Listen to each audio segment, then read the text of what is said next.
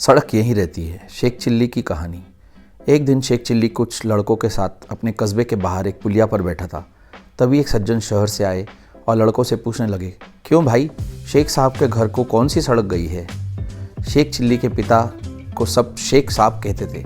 उस गांव में वैसे तो बहुत से शेख थे, परंतु शेख साहब चिल्ली के अब्बा जान ही कहलाते थे।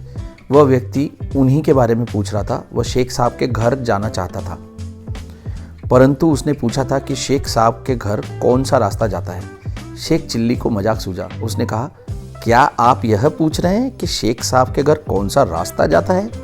हाँ हाँ बिल्कुल, उस व्यक्ति ने जवाब दिया।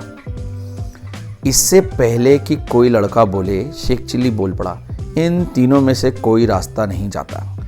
तो कौन सा रास्ता जाता है? कोई नहीं। क्या क्या कहते हो बेटे? शेख साहब का यही गांव है ना? वह इसी गांव में रहते हैं ना? हाँ, रहते तो इसी गांव में हैं। मैं यही तो पूछ रहा हूँ कि कौन सा रास्ता उनके घर तक जाएगा। साहब, घर तक तो आप जाएंगे, शेख चिल्ली ने उत्तर दिया। यह सड़क और रास्ते यहीं रहते हैं और यहीं पड़े रहेंगे, ये कहीं नहीं जाते। यह बेचारा तो चल ही नहीं सकते हैं, इसलिए मैंने कहा कि ये रास्ते, ये सड़कें कहीं नहीं जाती, यहीं पर रहती है। मैं शेख साहब का बेटा चिल्ली हूँ। मैं वह रास्ता बताता हूँ जिस पर चलकर आप घर तक पहुँच जाएंगे।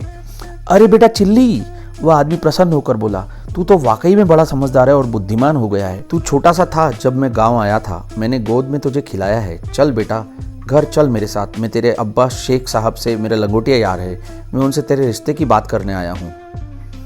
मेरी बेटी तेरे लायक है, तुम दोनों की जोड़ी अच्छी रहेगी। अब तो मैं तुम दोनों की सगाई करके ही जाऊँगा। शेख चिल्ली उस सज्जन के साथ हो लिया और अपने घर ले गया।